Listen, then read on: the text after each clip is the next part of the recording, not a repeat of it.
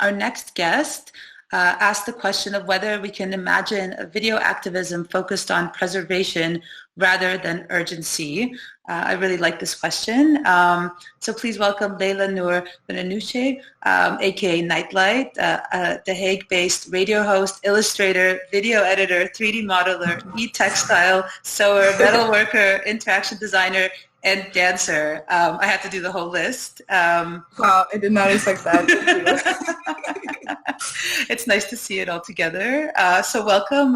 When you're ready, we can begin the presentation. Thank you. Thank you for inviting me. So hello and welcome aboard the spaceship. I'm your host, Captain Nightlight, aka Leyla, and today we're going to talk about my graduation project and potential components of sustainable video activism. So yeah, video is super cool. The uses of video formats have been an active and growing tool of social justice movements, as we've seen earlier, and it served as a witness to police criminality, raised awareness for isolated people around the world, and also has brought necessary intimacy to some people who need it. And so interviewing and video as a witness combined with digital archiving have been key tools aboard this spaceship for gathering research and sharing strategies. Interviews and talk shows are great to share theories and discuss difficult topics. However, the form of these is very important. It can be a very vulnerable and difficult position to be in for people of color, holding all the traumas related to the topics that we're discussing. So Justice Spaceship is a modular physical, emotional, and digital toolkit for creative transformative justice, and mainly in the face of gatekeeping from my experience so far with it. So informality and science fiction can create safety and liberation, working around and through the glass ceiling of being legitimate within formality and being an expert in whatever body or heart you possess.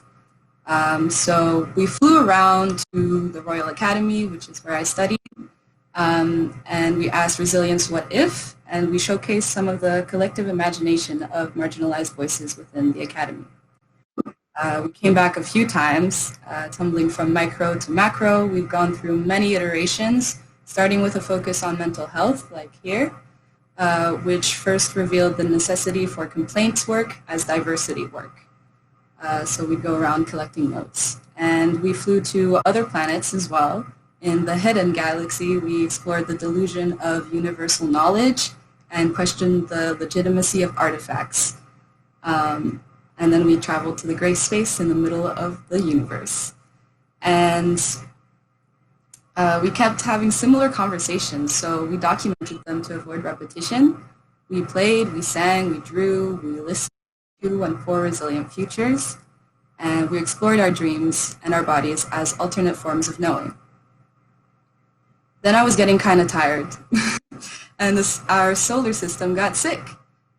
So I thought a lot about this quote from some Virgo goddess, that what we need is a culture where the common experience of trauma leads to a normalization of healing. And so inspired by this and my earthly roots, I tried to mediate a space for this culture to grow. I made colorful pluffs to work with and lounge on and chill on. And time went by and other stars got sick. So my friends wanted their own pillows for their isolated pods. Soon it became a stage hosting activities related to rest and embodiment, as well as guided conversations playing with emergent narratives of social justice and virtual literacy. Some more time went by, and quite frankly, I started talking to my pillows. I read to them about emergent strategy, about Black power naps, and about pleasure activism. And you know what? They started talking back. They were like, extra pressure to keep it together while learning and sharing? Don't sweat it, we got you. We'll repeat stuff for you and be super cozy. You can keep going, it's okay. They communicate through these quantum relativity codes, QR codes for short, that you can translate with a visual transmitter on your mobile devices. This grants you access to their memory banks with all the resources.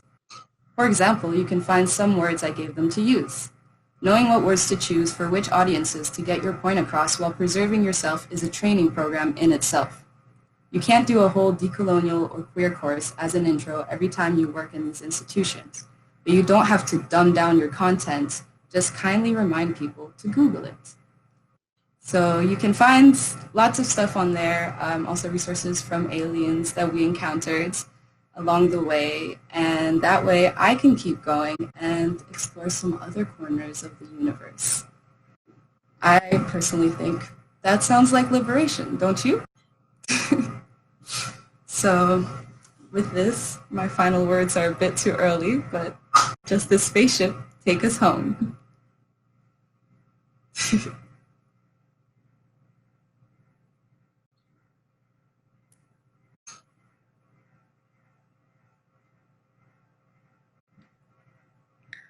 Thank you so much.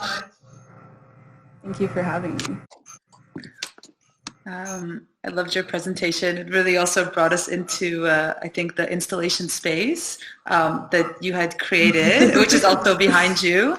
Actually, my first question was about that because I got to see your work at the KBK during the graduation show. And in that work, you don't just use video, you also combine it with these amazing carpets, one that's behind you now, also notes on the wall, the QR codes and other texts. And I was wondering why it's important for you to add in those other elements in addition to the videos that you create.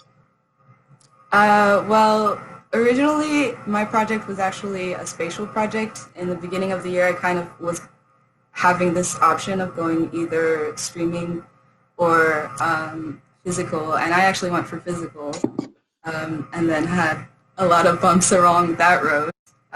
But yeah, I think the notes especially started a lot longer than my graduation project actually started, and it was just from frustration and trying to find people that were having the same experiences as me. And we didn't have a student union, which we kind of still don't, and things like that. So it was really just trying to seek out other people. And I didn't expect any response, but the responses that I got were just perfect. And I kind of felt like everything was coming together also with my interest in interviewing and talk shows and things that actually you just need to put a mic in front of people or a note or a pen. Especially the anonymous aspect of the notes was really important, I think, and that's why that's been something that stayed the whole time. Because it's changed a lot, but the notes have always been there. Mm-hmm. Great, thank you. Yeah, you talk about this. You talk about how you want to dive deep into uncomfortable conversations with your work, and I was wondering if you feel that video allows us to do that. Or do you feel that maybe these uncomfortable discussions need to be public to make an impact? Well, I think that's where video as it is now, and why I think it's really interesting and it really excites me, is that there's a lot more options. And in that way, kind of, it can combine both of these things, being public, but also you choosing which platform you're using, what your privacy settings are. There are people who check all of their followers and make sure who is actually watching them. There are people who have these different ways of using the platforms in the back end that also protect them. And that's the kind of content that I've been really grateful to see, and I kind of wanted to try to emulate, but in a 2-person or a 3-person kind of setting. Mm-hmm. But I think, actually a talk that I listened to here before I asked a question to someone who was on YouTube if they thought about how to preserve themselves or had tips for it. And I've asked this question many times, and the answer usually is oh no, we just sacrifice this part of ourselves. So that's why I actually wanted to do this. And I think it is possible. I think I found kind of little bits and pieces that don't make sense maybe when you see them like that, but that make me feel very comfortable, or at least a little bit more comfortable when I'm doing it. So I've gotten also the feedback that other people feel that too. Mm-hmm. I think there's a way to go. Yeah, definitely. We have a question from the chat from Seb. Is the spaceship still flying? And if so, what is its next destination? It is very much still flying. It is I'm not sure. It's kind of cruising with a small crew at the moment, so going to be releasing things more on some intimate platforms such as like Twitch, and maybe then releasing edited content near the end of the year. But yeah, definitely still cruising, always cruising. And hopefully we'll land somewhere where the regulations and the sun, heals, the solar system heals. I hope so too. One more question from Worm, because the audio is a little bit echoey, and the question was, is the audio bad because you are in a spaceship or because of a bad internet connection? Let's say both. It's great. There's always something. I actually think it makes me feel better that there's one thing that's a bit off, because there's always something a bit off in my relations.